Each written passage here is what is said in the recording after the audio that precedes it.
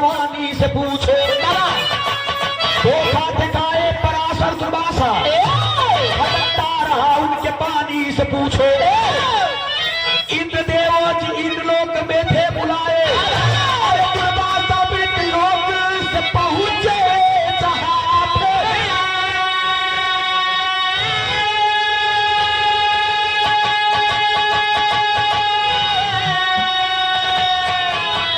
नाचती नर्तकी उर्वशी सोचती, आज हिला दूंगी ईमान इंद्रलोक पे।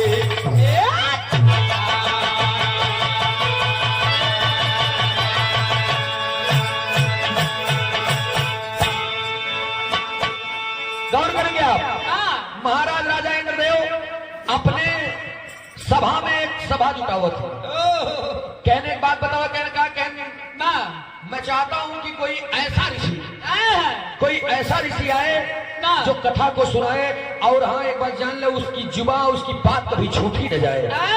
अब जान ला कि देव ऋषि नारद जी पहुंच गए। कहने महाराज कहने कहा मृतलोक का एक ऐसा ऋषि जिसका नाम दुर्वासा बताया गया। कहन का भा कहनु जवन बोल दई जान ला बेकार न हुई, अगर बोल दिए वो होई जरूर ना, पत्थर की लकीर बोलता है। क्या सही है? कह हाँ, खुश रहे आबाद रहे। गजल के टुकड़ा बा मास्टर साहब,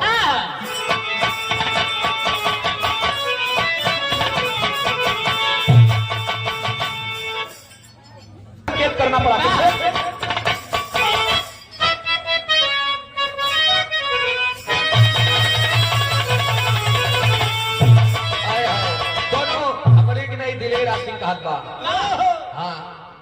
दिलफेक आशिक है, का कहे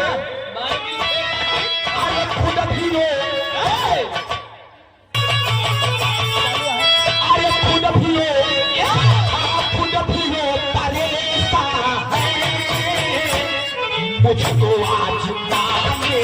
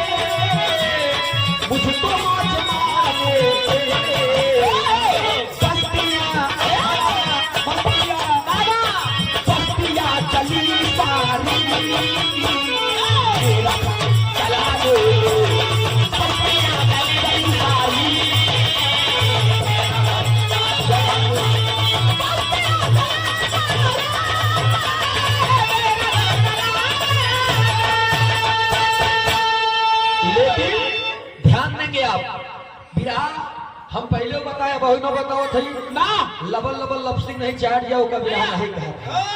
विराह का मतलब कवि जी एकदम साफ शीशा झलके। अच्छा हम ये सोचे कि बिरहिया मुंह देखिए तो बार बार समरी है बात कहूँ तनी कि टीका हो हटा दे, लेकिन विराह लबल लबल लबल कह के बगल के दे। ध्यान दे आप, दुर्वासा ऋषि जी को बुलाने के लिए नारद जी महाराज इंद्रदेव से बोल दिए। इंद्रलोक से इंद्रदेव महाराज दुर्वासा ऋषि के बुलाए हैं ना। और जब बुलाए हैं तो बुलाए के पहले न्यायिक है आप, ईश्वर करे हमेशा आपके जुबा में ना मधुरतम रहे, मृदुलता रहे, शालीनता रहे। बहुत बहुत नमन बा। आओ कैसे ना दिया दिया। अरे नारद मुनि,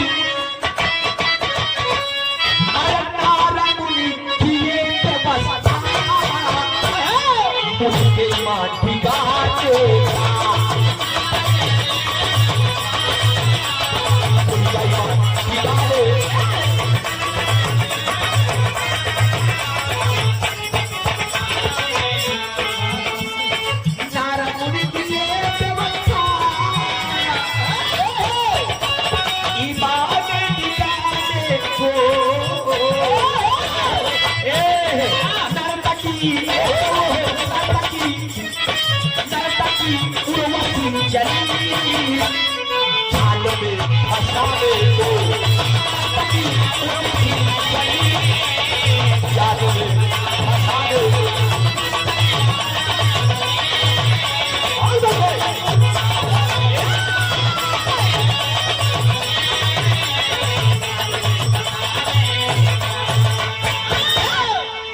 जवन जवन मनैया है सब अगर मिजाज में आई गए ना तो जवन चीज दे दी अच्छे अच्छे तरस ही आज 25-30 साल बीत गए भैया इनका लोग के बिरहा जनाब श्री जी वो हैदर अली जी के साथ में ये सब संगत किए थे दोस्त।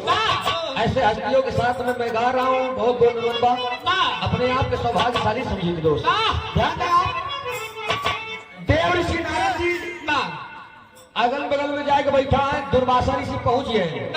दुर्वासा ऋषि जब आई है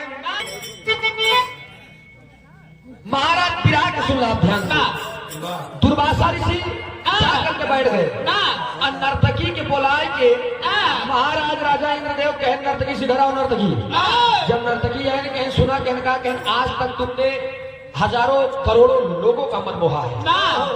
आज एक बात सुन लो उर्वशी तुम मेरी प्राण प्यारी हो मेरी राज दुलारी हो।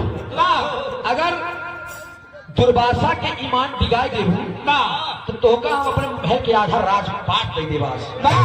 अगर गलती से चूक गई तलवरिया देखा दिया मारा वैसे सिर से धड़ अलग हो जाए। अरे हाँ जब इतना बात सुने उर्वशी के नो हो आगे कुआं पीछे खाई आई और माई हम के हर जाइए। जब इतना बतिया बताए तब उर्वशी कैसे काम करा कह तू न कही बहुत इंतजार करत बा प्रयास ही करी ना हो सकत काम हो जाए ना। उर्वशी नाचेला नजम के लाइन में कहना पड़ा मास्टर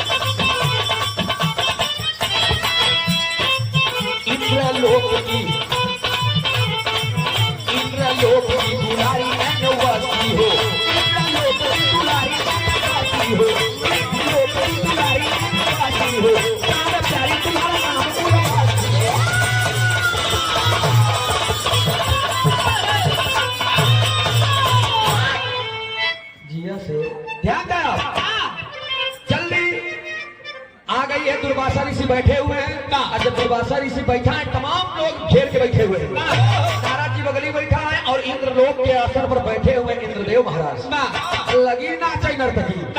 जब नर्तकी नाचत बता एक लाइन गावत बता गाए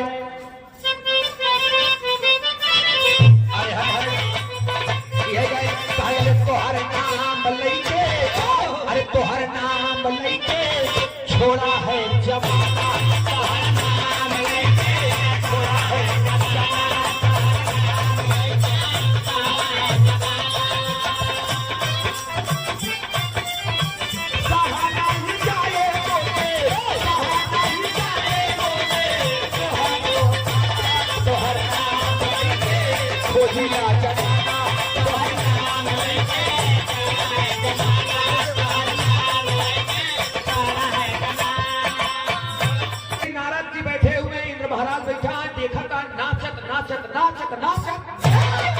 घोड़े के पसीना मुड़े चढ़ गए लेकिन दुर्वासा मुनि के ईमान दिगबे नहीं। जब ईमान नहीं दिगा तो वह पकड़ के उर्वशी डढ़िया डढ़िया पकड़ के हिलाए थे, तुम जानवर हो क्या? दुर्वासा मुनि बड़ी की आंखें दिखाए, मतलब हम तोहरे नाच और लोभाई जाई तब तो हम ठीक आई, अगर हम तो पे ध्यान ना दे हम जानवर नहीं। सुनो उर्वशी, अगर जानवर बनने का तुम्हें इतना शौक है, जाओ मैं श्राप दे रहा हूँ, तुम वही नहीं या वही नहीं जानवर हो जाओ। देखत तुरंत ही उर्वशी घोड़ी बन गई। और जब घोड़ी बन गई चले लगती ठीक, जब चलाइला धीरे धीरे धीरे धीरे मृतलोक में आ गई। जब मृतलोक में आई देख लें तर्ज लग गए मस्तर।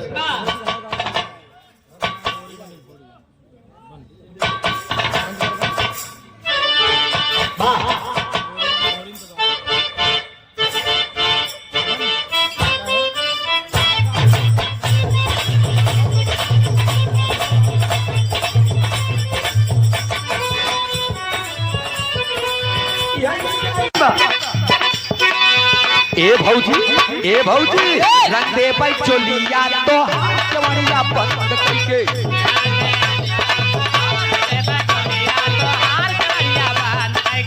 ए भौजी रंग दे पर चोलिया तो हार करिया बंद करके। हाय हाय, लेकिन ध्यान दें आप, इधर धीरे धीरे धीरे धीरे धीरे धीरे पकड़ा बेचारी मृतलोक में आ गई और मृतलोक में घूमत घूमत घूमत घूमत महाराज राजा टांगू के दरबार में चली गई। महाराज राजा टांगू के दरबार में चली गई। और जब दरबार में गई उतनी समय दोस्त फुलवारी उलवारी में जब पहुंची, उजाड़ा इलाक फुलवारी, दरबारी पहुंचे राजा टांगू को बुलाने, महाराज कहन अरे बाप रे बाप बड़ी खूबसूरत घोड़ी आई है। महाराज सब पहरे लगाए देने के पकड़ लो घोड़ी को। इन्हीं में कहना पड़ा कैसे,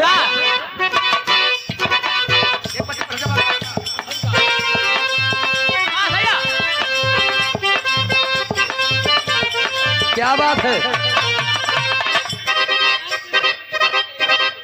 कहे क्या कहे, एक घोड़ी पकड़ो पकड़ो बे पहरेदार भाग ना जाए घोड़ी।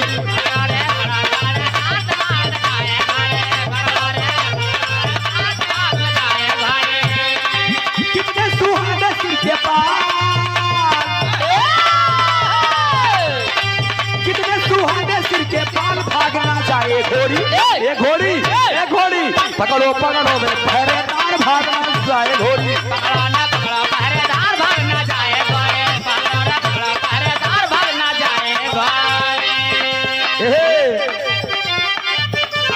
क्या बात है, कितनी सी प्यारी भोली भाली है घोड़ी।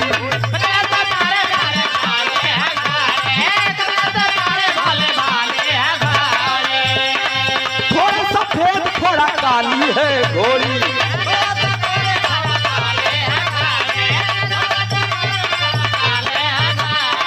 एक लाइन और कहे, हम हो भाई अब सवार। राजा टांगू का पकड़ ला उसे, हम हो भाई अब सवार भागना जाए घोड़ी। ये घोड़ी पकड़ो पकड़ो बे पहरेदार भागना जाए घोड़ी।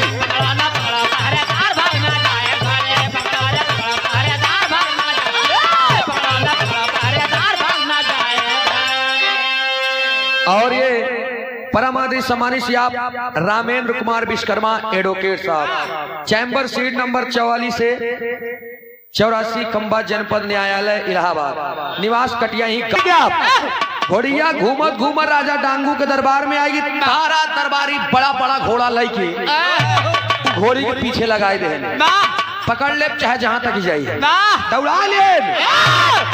अब वो बेचारी जब घोड़ी हो तब तो रुके, उर्वशी कह रे मई मर जाए। भागे से पहले महाराज दुर्वासा से एक बात कहन, महाराज कहन घोड़ी तो बनी है लेकिन हमारा उद्धार कब होई? कहन की उद्धार अब जबन हम श्राप दे दे तो अभी तो जल्दी सुधरे वाला नहीं बा। उधार होई कब? कहन उधार होई तो आर जब 3:30 बजे आपस में टकराव करी है, जहां 3:30 बजे के छाव एक बैग तोहरे तन पे परी, वही तू घोड़ी से गोरी हो जाबू। जब इतना बतिया कहन रे बाप रे बाप, धुआं से चल दी। अब राजा डांगू के दरबारी सब हैरान कर जाए हैं दोस्त। पीछे लगा लगा बड़ा बड़ा घोड़ा पकड़ा की कोशिश करता है, लेकिन उर्वशी उछर उछर कूद कूद भागैला। भागत ये तब लास्ट में जब हताश हो गए, राजा डांगू को स्वयं भेजे। राजा डांगू जब स्वयं आए, प्यार से गए और घोड़ी को पकड़ लिए। जब घोड़ी को पकड़ ले गए वही अस्तबल में ले गए, जहाँ 50 घोड़ा बनाया है। अब बेचारी जब वो देखे घोड़ी का, ओ यहाँ तो मैटर गड़बड़ है, कहता घोड़ी तुरंत ही पिछड़ा लाग। जब पिछड़ा लाग तो घोड़ा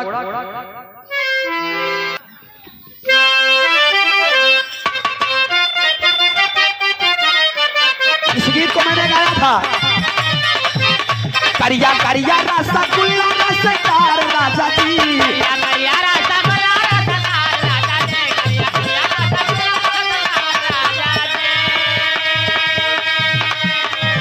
करिया करिया रसगुल्ला रसदार राजा जी।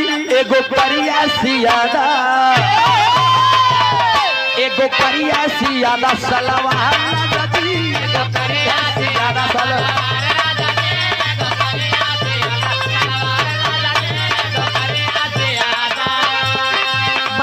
ए भैया हो इधर विराह पे ध्यान दो आप सब। घोड़िया बेचारी नहीं जात रहे। राजा डांगू जब देखे कि ओ हो नहीं जात तो धीरे धीरे धीरे धीरे दिन ढलैला। जब दिन ढलैला तो घोड़िया धीरे धीरे घोड़ी से गोरी बनैला। काहे कि दिन में घोड़ी और रात में गोरी रही। और जब गोरी बनैला तो राजा डांगू 2-4 मिनट इंतजार करें। जब गोरी बन गई, आंखी में आंसू देखे कि रे बाप उर्वशी नर्तकी रो रही है। उतनी समय राजा डांगू सवाल कर दिया कि आखिर क्या बात है, क्यों रो रही हो? उतनी समय रोई रोई के एक बात कहत बा। कवन तर्ज की लाइन में मास्टर साहब?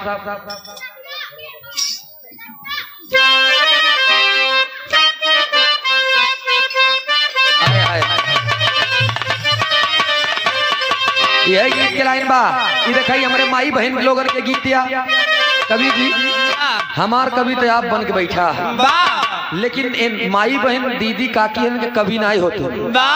फिल्म में गाना आए रहा कि गोरे गोरे मुखड़े पे काला काला चश्मा, लेकिन यही गीत ये जब माई बहन रहे सुने थे लोग गावत थे गोरे गोरे मुखड़े पे काला काला चश्मा, गोरे गोरे मुखड़े पे काला। ये लोग तुरंत ही बदल दे। आए लोग गावत हिन, का गावत हिन मास्टर साहब? अरे दुठी ना ना बा, अरे उहई गाँव के गोटिनिया, हाँ उहई गाँव के गोटिनिया। अरे पेड़ माड़ाए में आई हो दादा, माड़ाए में पारावत को लावानी ना हो। उहई गाँव के गोटिनिया, माड़ाए में पारावत को लावाले ना हो। उहई गाँव के गोटिनिया, माड़ाए में पारावत को लावाले ना हो। उहई गाँव के, हाँ उहई गाँव के गोटिनिया, उहई गाँव के गोटिनिया, उहई गाँव के गोटिनिया, माड़ाए में पारावत को लावाले ना हो। उहई गाँव के गोटिनिया, माड़ाए में पारावत को लावाले ना हो। उहई गाँव के गोटिनिया। लेकिन लौकुश चरित्र में आप सब सुने हुए हैं हैदर जी उस्ताद गायन। अरे नान नान जोगिया, हमारा भाई मोबाइल नहीं 70 रुपये में 17,000 काम हो कहे। हरे दूठी नान नान जोगिया, भाई पेड़ावा में घोड़ावा बांधावा लेना हो। दूठी नान नान जोगी, पेड़ावा में घोड़ावा बांधावा लेना। दूठी नान नान जोगिया, पेड़ावा में घोड़ा। कहा था पेड़ावा में घोड़ावा बना, तो कहा था घोड़ावा में पेड़ावा बना। अलग ही खेया बनावट तरीका है भाई। ध्यान द, लेकिन एक लाइन हम गाई थी, यही हमारे देखा हम मतलब न बताओ, पहले गाय ले तब मतलब बताओ। कहा यार टांगिया में, आया टांगिया में टांगिया हो नाना दी भाऊ चाहिया, टांगिया में टांगिया फसावा लेना नाना दे भाऊ जाइया, टांगिया में टांगिया फसावा लेना हो नाना दे भाऊ जाइया। ये गाना दुखी राम काका भाई जिंदा उनसे मुकाबला भरान तब हो गाए रहे। कहा यार टांगिया में टांगिया फसावा लेना हो नाना दी भाऊ चाहिया, वही ऊपरा से हाँ ऊपरा से डाल के हिलावाली ना हो नाना दी भाऊ चाहिया, ऊपरा से डाल के हिलावा लेना नाना दे भाऊ जाइया, ऊपरा से डाल के हिलावा लेना हो नाना दे भाऊ जाइया। एकर मतलब जानता है, ये पहले के जमाने के हमारे माई बहन लोग जब सवेर 4 बज जाए 5 बज जाए तो जांत लेके बैठ जात रहे, तो ननद भौजाई टांग में टांग फंसाए ले, पैर में पैर, और करे बाद में हिलावे लगे, ऊपरा से डाल जांत पकड़े और ऊपर से डाल के हिलावे कहा। हाँ पीसे, मटर होए तो गिर जाए, हाँ गेहूं होए तो सफेद सफेद माल सफेद गिरवले हो ना नदी भौजैया, गेहूं डालें जब पीस दे नचाए दें तो आटा ही निकले सफेद सब। हाँ लेकिन बड़ी बारीक चीज है दोस्त, ये सब गवैया अगर गावे ई बरे कहते गावे ना समझावे, ध्यान दे दोस्त, यही भाव में कहना पड़ा कैसे।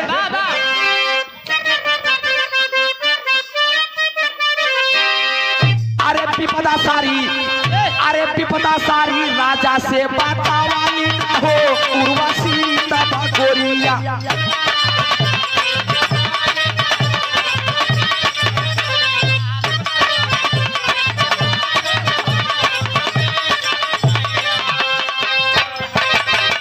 विपदा सारी बताए थे राजा डांगू से कि महाराज मेरे साथ बहुत नाइंसाफी हुआ है।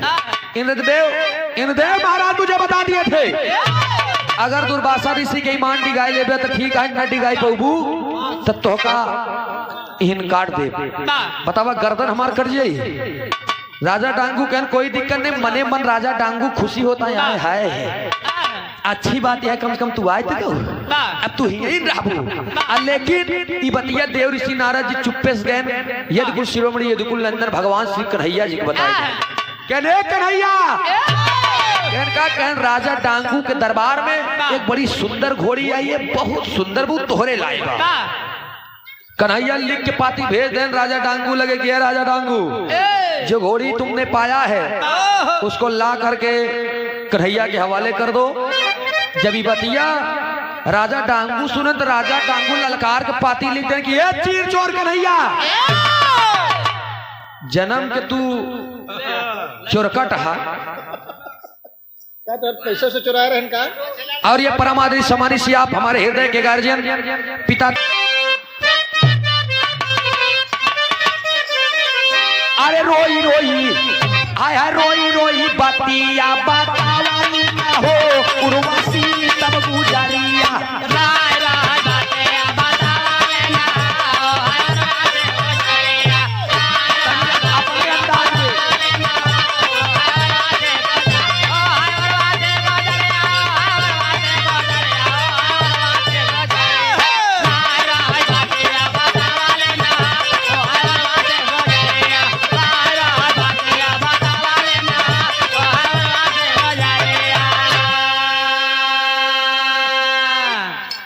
रोई रोई बतिया बतौलिन हो उर्वशी तब गुजरिया।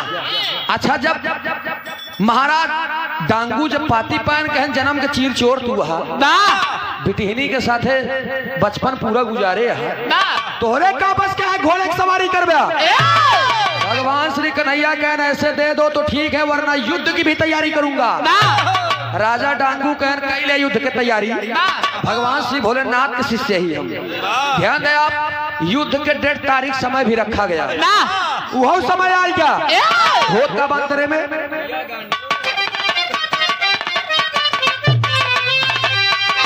सुनारा भूमि में कैले आए लाल हो,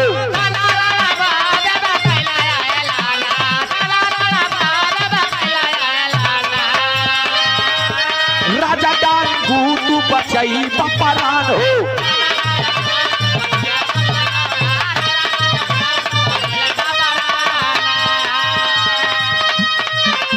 के ताऊ समझवले ते ना पावले हो उर्वासी गुजरिया।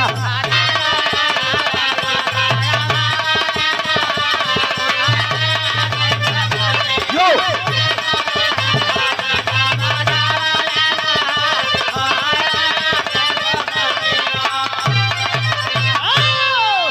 गौर करेंगे बाबूजी, इस समय राजा डांगू भगवान श्री शंकर जी को याद करके और चैलेंज दे दिया है। समर भूमि की तैयारी हो गई है। आई एम भगवान श्री कन्हैया चक्र सुदर्शन लेकर के सामने खड़े हुए हैं। और जब चक्र सुदर्शन लेके सामने खड़ा हो गए तो राजा डांगू का है हम ऐसे डेराए वाला नहीं है, लेकिन नचावत है अंगूरी पे कन्हैया के नो बाजार खिलौना समझत। बहुत बहुत नमन बा, प्रणाम बा, आशीर्वाद की चाह बा। आशीर्वाद दे हम बच्चे कला में कामयाब रहे, लेकिन ध्यान देंगे आप ए भैया हो जाए दो कहानी खत्म हो गई। इधर युद्ध भूमि की तैयारी हो गई है। भगवान श्री कन्हैया राजा डांगू को समझा रहे हैं कि हट जाओ राजा डांगू, छोड़ करके घोड़ी चले जाओ। बगल ये बेचारी घोड़ी हुआ है, भगवान श्री कन्हैया खड़ा है। आप इधर राजा डांगू भगवान श्री शिव शंकर जी को याद करता है।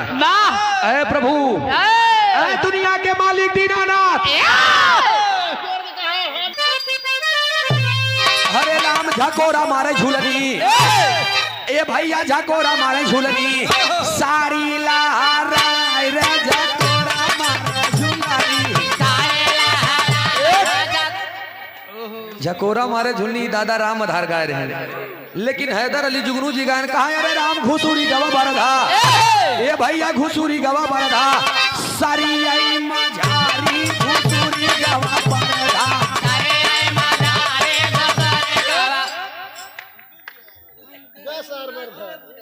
पोजीशन नहीं बन पा रहा है। Oh my God.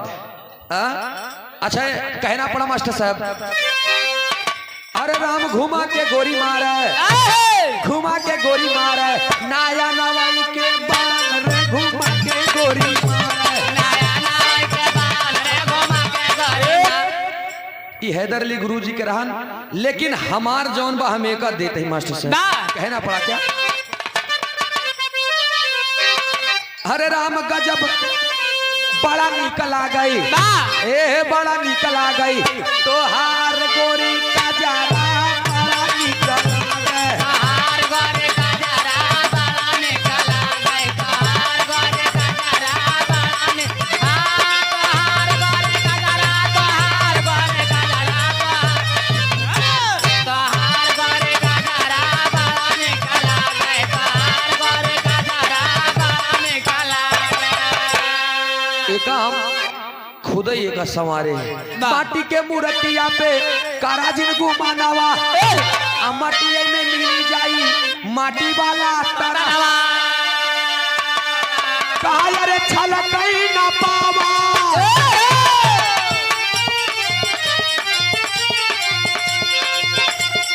छलकई ना पावई जवानी वाला गगरा बड़ा निकल आ गए, तो हार गोरी का जरा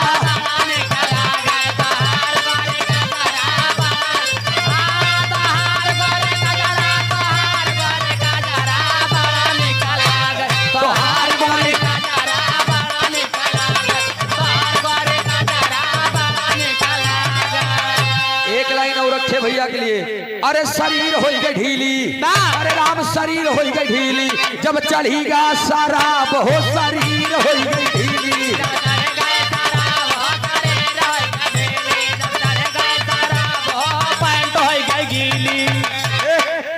लेकिन बिरहा पे ध्यान देंगे आप।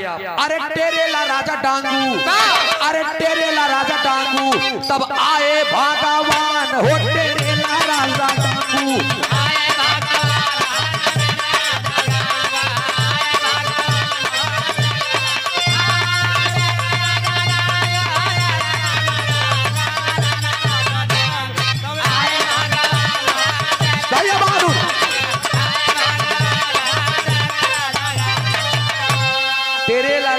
डांगू तबाए शंकर भगवान। भगवान श्री शिव शंकर जी जब देख रहे हैं हमारे शिष्य के ऊपर विपदा आई बा, भगवान श्री कन्हैया अपना एक वज्र चक्र सुदर्शन छोड़ देते हैं। जब चक्र सुदर्शन छोड़ दे हैं, चक्र सुदर्शन जब राजा डांगू के गर्दन के करीब जा रहा है, तब तक राजा डांगू भगवान श्री भोलेनाथ को याद कर रहा है। भगवान श्री शिव शंकर जी वहीं से अपने त्रिशूल को यानी दूसरा वज्र त्रिशूल को छोड़ दिए। अब तीसरा घोड़िया जौन बनी बहुआ से भगवान श्री इंद्रदेव के याद करे, प्रभु जीवन भर तोहार सेवा करे, आज लगत हमार जान चली जाइए। भगवान श्री इंद्रदेव वहां से अपना वज्र छोड़ दिए। जब अपन वज्र छोड़ दे, तीनों वज्र इकट्ठा हो गया। और जब तीनों वज्र इकट्ठा हो गया तो अब 3.5 वज्र के बाद रही हुआ भीम महाराज पहुंच गए वहीं उनकर पिठिया वज्र रहन। 3 वज्र कन्हैया जी के, 1 शंकर जी के, 2 इंद्रदेव के, 3 भीम के पीठ लग गई। 3.5 वज्र के छाया जब उर्वशी के ऊपर पड़ा, उर्वशी हुई तुरंत घोड़ी से गोरी हुई। हाँ, भगवान श्री इंद्रदेव और दुर्वासा मुनि की कही हुई बात सत्य हो गई। यही से हमारे विराह के समापन बा, समय भी ज्यादा होत बा, कहना पड़ा खड़ी कलाई।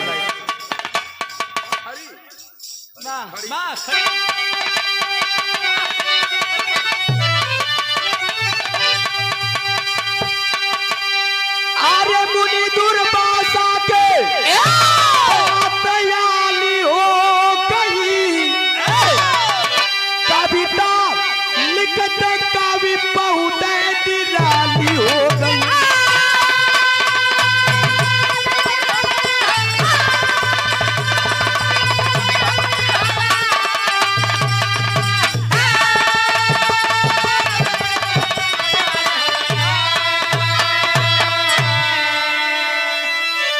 साढ़े 3 वज्र का छाया घोड़ी के ऊपर पड़ी और उर्वशी जो नर्तकी थी गोरी बन गई।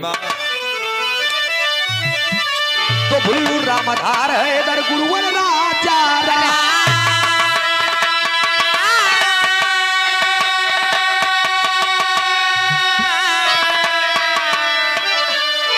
आर्य विमल पवन अमले तू साथ कभी तेरा